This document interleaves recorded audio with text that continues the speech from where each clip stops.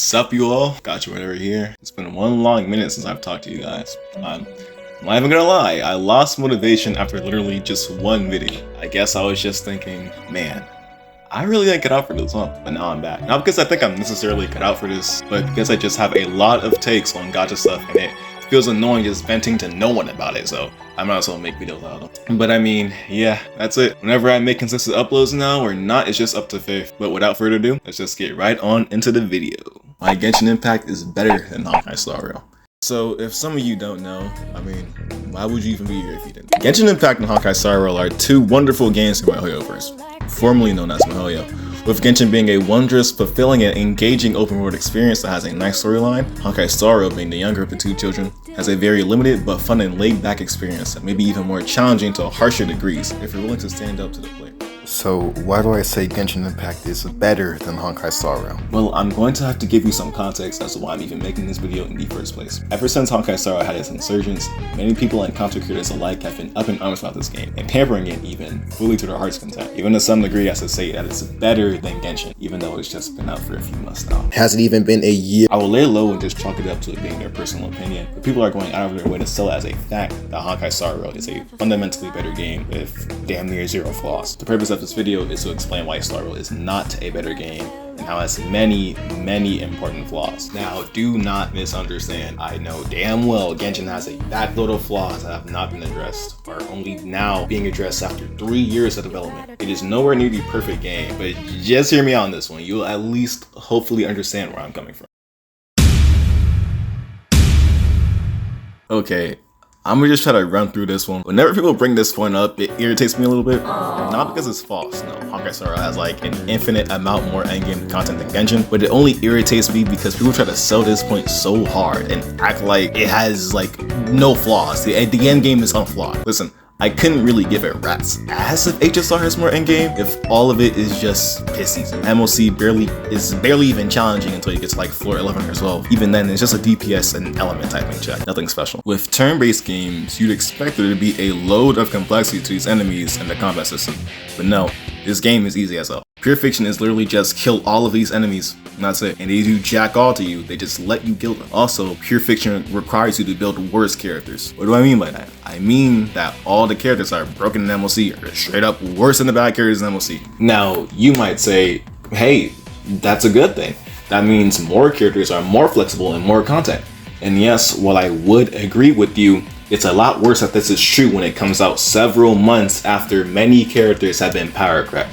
No one built a Herda, no one built a Himeko, no one summoned for Argenti, no one summoned for Jingyuan. This means that you'll now have to micromanage between building your current characters, building shit characters that only work in one part of actual endgame content, and saving up / pre-building for future characters that you may want who may also be power crept and cast aside in more endgame content. The best option to do here is just wait.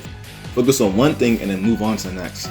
But the frustrating thing about waiting is that you'll have 2 different modes and you're missing out on all the rewards 2 different times in one batch just because you can't build everything in time. Genshin actually beats HSR in this regard, purely because it only has one form of endgame content that is actually difficult depending on the enemies and characters you use due to diversity / team synergy, not just straight up power creep. Remember Abyss 3.7? Yeah. Additionally, Genshin Abyss has already been in the game since launch, so there's been tons of time to repair multiple different types of characters. This isn't the case in HSR. Unless you're a psychopath like me who built Herda before Perfect, because all the shitty characters stayed shitty for months.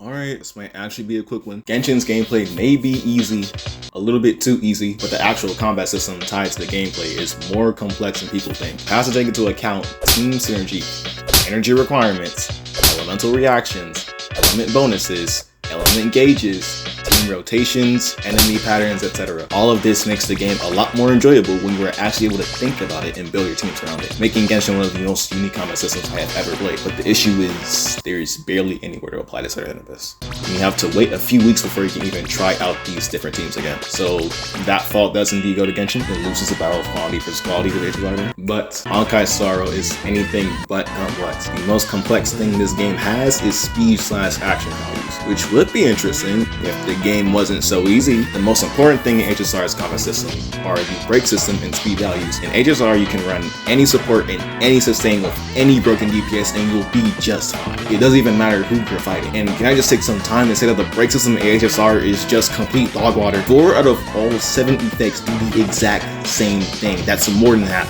Fire equals dot, lightning equals dot, wind is dot, physical is dot. Only ice, quantum, and imaginary do unique things. It's such a shame too, because they could have done some interesting stuff. I can give suggestions right now. Fire can say the same, I don't care. Lightning can do huge initial damage and prevent the enemy action once and largely lower the enemy speed. Wind, small initial damage, but delays the enemy and reduces their defense. Physical, one extremely strong hit and just slightly lowers the enemy's attack. Boom, done. Just made the entire break system way more diverse than it already is. Also, why can you not block? It literally would be so useful and interesting in so many different scenarios. At least let us pass the dirt, for God's sake.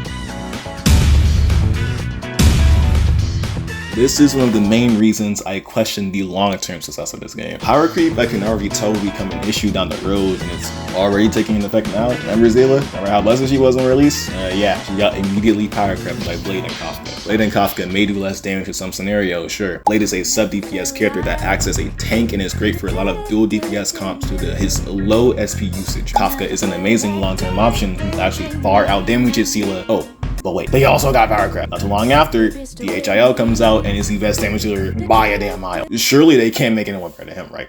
Well, no. They made sure to give him one annoying flaw so he is prone to power creep. His insane amount of SP usage. So guess what? He gets power crept by GINYU, another destruction path character who only does slightly less, if not just equivalent damage, while consuming only 1 skill point for most of the fight. And then our engine comes out. Identity.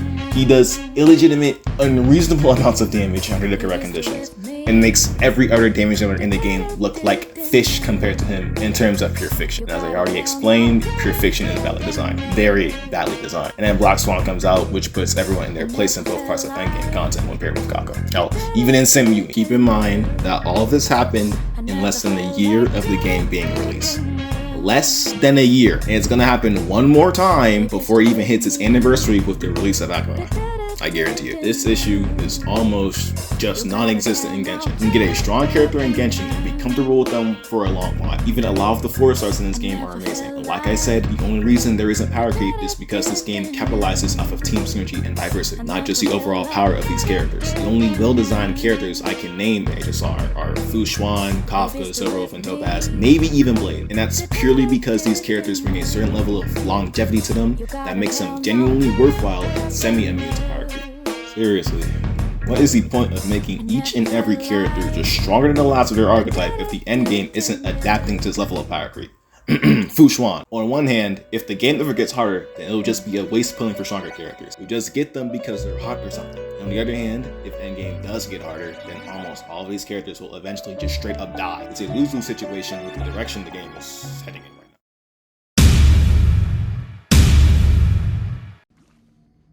I'll be closing the video off with this take. Genshin is a game that has been in development for over 3 years now. There is in no world where I am going to take the time to say that a game with this much time and effort put into it is worse than a game with a lot of long-term flaws placed on its back that's only been out for 8 months. Genshin gives you the freedom and accessibility of an extremely large open world experience. With each landscape, each region, each scene, you can feel and just see the magnitude this game has to offer and how breathtaking it is. There's so much to do and so much to explore. And I can hardly say the same about Star Rail. And that's fair, it isn't an open world game. But due to that being the case, the development will be significantly lowered and probably half-assed. I mean, just look at the Ciancio arc. It was awful.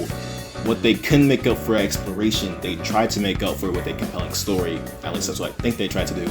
And they just fell flat completely. And after everything is said and done in Star Rail, what is there to do? Unless you're just playing for fun, nothing. The gameplay is far more repetitive than anything in Genshin due to it being a turn-based game where you just press 2 buttons for most of the fight. At least in my opinion. Play some Muni again and get close to their benefit out of it? Yeah, good luck with that. The issue is just factually not present in Genshin. Anytime you explore in Genshin, you always get rewarded with stuff that benefits your account. Like I said, there's so much to do. If you don't do it, that isn't the game's fault. That is your preference, and that is completely fine. But bashing the game just because you don't enjoy exploration is simply not fair. especially if there isn't any actual criticism behind those complaints. And with that last point, we've reached the end of this video. It was a lot to explain, but I think I was able to convey my thoughts and takes accurately. But before I end the video, I just want to say a few things Genshin does wrong, or HSR does right. If I don't do this, I feel like people will just watch this video and think I'm a Genshin D-Rider who praises it for everything it does. If people even watch this point at all. Hell, I barely even play the game. So without further delay, here's some faults with Genshin Impact. Poor developer communication with this community, being extremely out of touch, not catering to a ton of annoying story issues, being barely at all boring and unengaging, less exposition and more action-heavy players, abhorrent to unacceptable awards for anniversaries. So, what did you guys think? Agree? Disagree? Make sure to leave a comment if you want to give your thoughts and takes on what I have to say. Or, if you believe HSR actually excels in some of the points I mentioned, feel free to say why. Until next time, see ya!